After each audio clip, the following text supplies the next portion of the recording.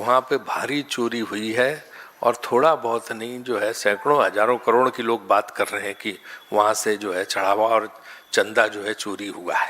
तो अब सरकार ने भी इसको मान लिया, FIR भी दर्ज हो गई है, लोगों की गिरफ्तारी भी हो गई है।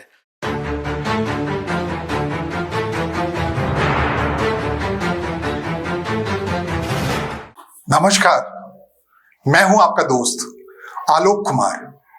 आज बात करते हैं स्पेकुलेशन पर। अभिवादन स्वीकार कीजिए मेरा। ये स्पेकुलेशन होता क्या है, अटकलें क्या होती है, अटकलों या भविष्यवाणी का पूरा कारोबार कैसे चलता है, इसको हम पत्रकार से ज्यादा कोई और नहीं समझता है। एक बार फिर से स्पेकुलेशन है। प्रधानमंत्री नरेंद्र मोदी अपने तीसरे कार्यकाल में एक बड़ा बदलाव करने वाले हैं।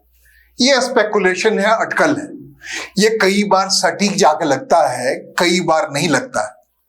प्रधानमंत्री नरेंद्र मोदी के पिछले 12 साल के कार्यकाल को देखें तो कोई भी जर्नलिस्टिक स्पेकुलेशन सही निशाने पर जाकर नहीं लगा।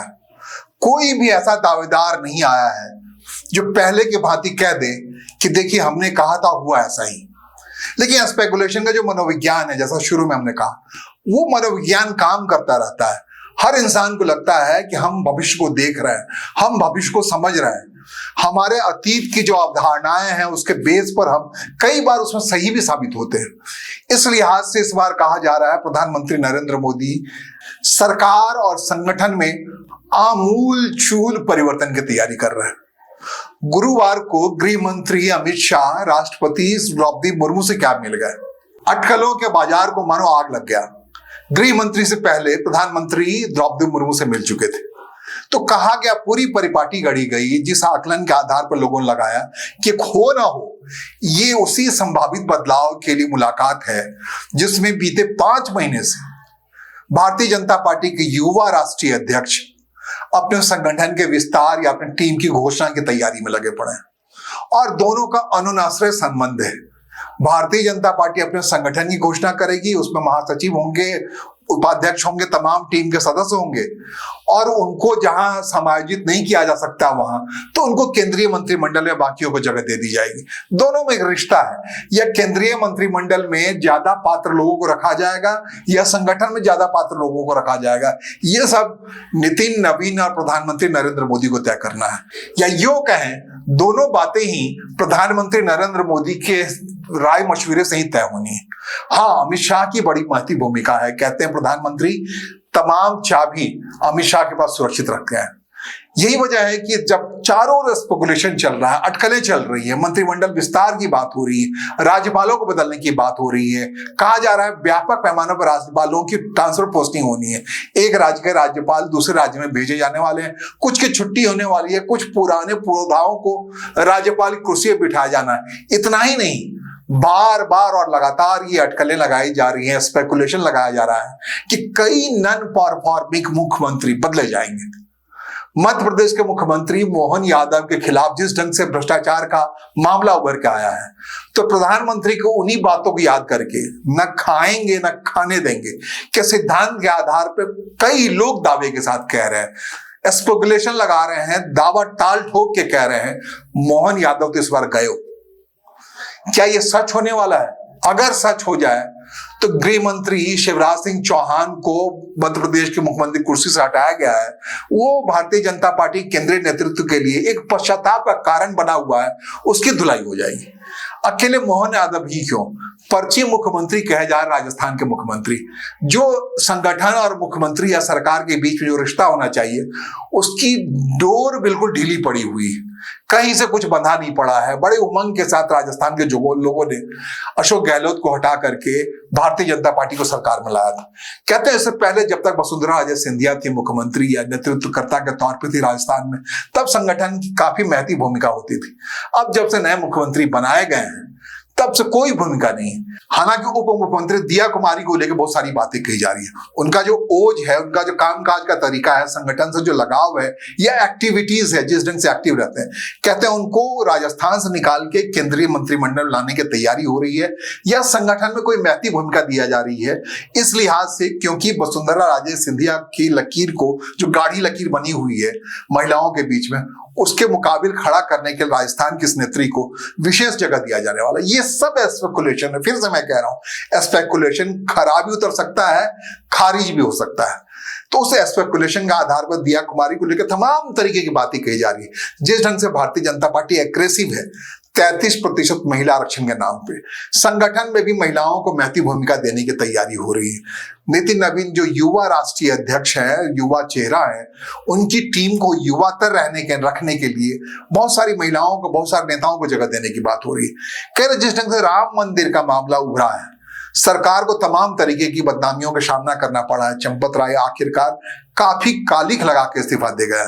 तो उस कालिक को पोंछने के लिए मुमकिन है कि अरुण गोविल जो मेरठ के सांसद हैं, उनको केंद्रीय मंत्रिमंडल में जगह मिले, धार्मिक काम काज के तरीके से उनका कोई जिम्मेदारी दी जाए, सांस्कृतिक मंत्रालय संभाले। भगवान राम की भूमिका में थे रामायण में, एक ये तुरूप का पता हो सकता है। फिर मैं कह रहा हूं, ये स्पेकुलेशन, एक बड़ा स्पेकुलेशन नीतीश कुमार को लेकर चलाया जा रहा है। उनको जिस ढंग से बिहार के मुख्यमंत्री कुर्सी से हटा करके दिल्ली लाया गया है, राज्यसभा में लाया गया है, तो कहा जा रहा है जो भावी केंद्रीय मंत्रिमंडल का बदलाव की रूपरेखा तय हो रही है, उसमें नीतीश कुमार को महत्वपूर्ण भूमिका दी जा रही है। सहयोगी दल हैं, प्रभावी नेता हैं, रेल मंत्री के तौर पर बहुत काम कर चुके हैं, कृषि मंत्री भी रहे केंद्र में। उनको नए सिरे से प्रस्तावित केंद्र की राजनीति में स्थापित करने के लिए एक बड़े रोल में लाने की तैयारी हो रही है केंद्रीय मंत्रिमंडल में। फिर मैं कह रहा हूं, ये स्पेकुलेशन है। क्या अमित शाह की जो मुलाकात हुई बीते गुरुवार को राष्ट्रपति द्रौपदी मुर्मू से, क्या इन नामों पर चर्चा हुई? इतना ही नहीं, सबसे बड़ा स्पेकुलेशन है, सबसे बड़ा जो अटकल है, वो अटकल है कि वित्त मंत्री को लेकर के, क्या देश का वित्त मंत्री 12 साल में पहली बार बदलने जा रहा है? इस अटकल के पीछे जो मजबूत वजह है, वो वजह है तमिलनाडु का चुनाव हो गया, केरल का चुनाव हो गया, 5 साल के बाद होगा। तमिलनाडु में जो कुछ हुआ, नहीं चला भारतीय जनता पार्टी का कुछ भी, वहां पे उस स्थिति को देखते हुए निर्मला सीतारमण केंद्रीय मंत्रिमंडल में थी कि 12 साल में कुछ न कुछ बड़ा परिवर्तन कर लेगी उनके सहारे। तमिलनाडु जाके भारतीय जनता पार्टी अपने को, केंद्र से तमिलनाडु के रिश्ते को ठीक कर लेगी। लेकिन जिस ढंग से डीएमके के भारतीय जनता पार्टी के पास आने की बात कही जा रही है, उसे देखते हुए निर्मला सीतारमण की मुमकिन है उपयुक्ता नहीं। ये फिर अटकल की बात मैं कह रहा हूं। हो सकता है, कई बार लोग कहते हैं मजाक मजाक में, प्रधानमंत्री नरेंद्र मोदी अखबारों को देखते हैं कुछ बड़ा काम करने से पहले, उसमें जो भी अटकलें लगाई जाती है उसको सिरे से खारिज करके ऐसा कुछ नया कर देते हैं जो चौंकाने वाला होता है, और कहते हैं कि कहीं से वो मीडिया या अटकलों को अपने सलाह की भूमिका में नहीं लेते। तो इस लिहाज से कह रहे हैं निर्मला सीतारमण को हटाने की बात आ रही है, उसके पीछे जो आधार बताया जा रहा है, कर्नाटक में 2 साल के बाद चुनाव है, अभी देर है, इस लिहाज से निर्मला सीतारमण को रिप्लेस किया जा सकता है। केरल में चुनाव हो गया, 5 राज्यों में हो गया, दक्षिण के राज्यों में। आंध्र प्रदेश में कोई बड़ी भूमिका है नहीं। आंध्र प्रदेश में अगर साधना है उनको, तो चंद्रबाबू नायडू को साधेंगे, अपने हिसाब साधेंगे, उनके बेटे को अपने हिसाब से बड़े प्रभावी तरीके से मंत्रिमंडल जगह दे रखी है। उसमें कोई व्यापक बदलाव आना नहीं है। क्या प्रभार में बदलाव आएगा, क्या कुछ होगा, ज्यादा अहमियत मिलेगी। अब जो कुछ भी होगा पंजाब के लिहाज से होगा, उत्तर प्रदेश के लिहाज से होगा, उत्तराखंड के लिहाज से होगा, गुजरात के लिहाज से होगा, गोवा के लिहाज से होगा, हिमाचल प्रदेश के लिहाज से होगा। ये 6 राज्य हैं जहां अगले साल चुनाव होना है। फिर से कह रहा हूं, इसी आधार पर अटकलों की पृथ्वी बन रही, उस मनोविज्ञान की बात मैं कह रहा हूं जिसके आधार पे जर्नलिस्टिक परसेप्शन क्रिएट किया जाता है। बदलाव की बात जब हो रही है, बदलाव की बात इसलिए हो रही है, 5 महीने हो गए, बहुत देर हो गया। नितिन नवीन को अपने संगठन विस्तार का मौका मिल जाना चाहिए था, अपने टीम को तैयार कर लेना चाहिए था। जिस ढंग से अगले साल की शुरुआत में उत्तर प्रदेश का चुनाव है, पंजाब का चुनाव है, ये जो भी देर हो रहा है वो बहुत महत्वपूर्ण है। वो देरी भारतीय जनता पार्टी को अपने हिसाब से नुकसान पहुंचा रही है। ये अलग बात है, इस देरी के पीछे, नितिन नवीन के संगठन विस्तार के देरी के पीछे मुकम्मल तैयारी की बात कही जा रही है। यही अटकल का आधार है कि किसको संगठन में जगह देना है, किसको सरकार में जगह देना है। एक नया अस्त्र कैसे बन सकता है? प्रधानमंत्री नरेंद्र मोदी पर एक दबाव है अपने मंत्रिमंडल को युवा तर ले जाने का, क्योंकि उनकी उम्र 75 से ज्यादा हो चुकी है। 76 साल के पूरे हो जाएंगे इस साल सितंबर में, 17 सितंबर को जाकर प्रधानमंत्री। तो उसको बैलेंस करना है, युवातर चेहरों को लाना है। बहुत सारे युवा है, जैसे कि हमने दिया कुमारी का जिक्र किया, जैसे अनुराग ठाकुर किनारे बैठे पड़े हैं, संगठन में भी जगह खास नहीं मिली है उनको, सरकार में नहीं मिली, और बहुत सारे हैं, मनोज तिवारी हैं, कई तमाम लोग हैं, ऐसा लोगों की कमी नहीं है। लेकिन फिर कहा, जिनके नाम का अटकल होता है, जिनके नाम का जिक्र होता है, प्रधानमंत्री नरेंद्र मोदी के बारे में बड़े मुस्कुराते हुए अंदाज में लोग कहते हैं, उसको खारिज कर दिया जाता है। यही परिपाटी अब तक, और चौंकाया जाता है। उस लिहाज अटकलों का बाजार हमेशा गर्म रहता है। इंसान की फितरत है को भविष्य को वर्तमान में देखता रहता है और उस हिसाब से अटकल लगाता है, स्पेकुलेशन लगाता है, खारिज होता है, कई बार सटीक बैठता है। लेकिन सोचने की क्षमता में ये आवश्यक अंग है कि आप अटकलें लगाएं, स्पेकुलेशन करें और उस आनंद में जिएं कि जो आने वाला भविष्य है वो शानदार होगा, युवातर केंद्रीय मंत्रिमंडल होगा दुनिया में। भारत की केंद्रीय मंत्रिमंडल जो होगी दुनिया के सबसे कम उम्र वाले लोगों की होगी। ये कल्पना करने में क्या दिक्कत है, भविष्यवाणी करने में क्या दिक्कत है? क्या इस अनुरूप प्रधानमंत्री नरेंद्र मोदी कुछ करने वाले हैं? हाल के दिनों में जितनी उनकी आलोचना हुई, खासकर विदेश नीति को लेकर, एस जयशंकर को लेकर, क्या विदेश मंत्रालय बदला जाने वाला है? जिस ढंग से धर्मेंद्र प्रधान को बिल्कुल कटघरे में खड़ा रखा गया, तो क्या धर्मेंद्र प्रधान बदले जाने वाले, शिक्षा मंत्री बदले जाने वाले हैं? क्या निर्मला सीतारमण को उठा के शिक्षा मंत्री बनाया जा रहा है देश का? इतना ही नहीं, क्या अश्विनी वैष्णव, कई रेल एक्सीडेंट हुए हैं, कई अपने हिसाब से अश्विनी वैष्णव को याद किया जाएगा कि रेल में प्रधानमंत्री ने अश्विनी वैष्णव के जरिए से सुधार किया, व्यापक सुधार किया। लेकिन हर रेल एक्सीडेंट के बाद उनके इस्तीफे की बात होती है। जब एक बार बहुत अटकलों के हिसाब से अब दे देंगे इस्तीफा, तब रक्षा मंत्री राजनाथ सिंह ने एक बयान दिया था कि प्रधानमंत्री नरेंद्र मोदी का मंत्रिमंडल है, इसमें इस्तीफे नहीं लिए जाते हैं, सामूहिक जिम्मेदारी ली जाती है।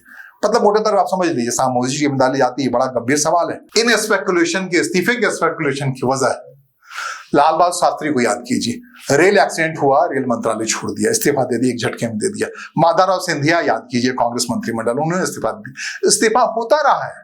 प्रधानमंत्री नरेंद्र मोदी के मंत्रिमंडल बनने से पहले, 2014 से पहले, इस देश में किसी मसले पर इस्तीफा देना आम था।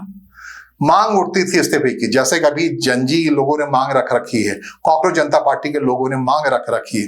मांग की वैधानिकता पर आप सवाल नहीं कर सकते कि धर्मेंद्र प्रधान को एटलीस्ट इस्तीफा देना पड़ेगा। तो भैया, सरकार अगर जिद नहीं कर रही है तो इस्तीफा दे देना चाहिए। 2024 से लगातार पेपर लीक हो रहा है और एक सरकार अगर ठीक से पर्ची एग्जाम तक नहीं करा पा रही है, अपने भविष्य के बच्चों को ये इंश्योर नहीं कर पा रही है कि चलिए जाइए एग्जाम दीजिए, आपका पर्ची लीक नहीं होगा, तो इसमें कहाँ फेल्योर है? इस फेल्योर के आधार पर क्या पूरी सरकार इस्तीफा दे देगी? नहीं, पहचान के तौर पर यह मांग है धर्मेंद्र प्रधान इस्तीफा दे। तो क्या धर्मेंद्र प्रधान से इस्तीफा लिया जाएगा या फिर उनको कोई पारितोषिक दिया जाएगा? कहते हैं कि कैबिनेट की जो बैठक होती है हर मंगल, प्रधानमंत्री अपने हिसाब से करते हैं, उसमें कैबिनेट मंत्री इतने समय रहते हैं। जब से प्रधानमंत्री नरेंद्र मोदी बने हैं, उससे पहले क्या था, कैबिनेट में क्या डिस्कस होगा, कैबिनेट नोट क्या होगा, सार्वजनिक बहस का विषय हो जाया करता था। कहते हैं शुरुआत में प्रधानमंत्री के मंत्रिमंडल में रामविलास पासवान मरहूम हुआ करते थे, उनका मीडिया से जो अलाइनमेंट था, कहते हैं कि वो कैबिनेट नोट्स के बारे में मीडिया में चर्चा कर लिया करते थे। उनको सजा मिली, उनको फटकार मिली जब जांच किया गया आखिरकार इस बैठक में क्या होने वाला, या अखबार में कैसे छप गया पहले, या मीडिया का स्पेकुलेशन कैसे आ गया। तब से सारे कैबिनेट मंत्री की घिघी बंदी पड़ी।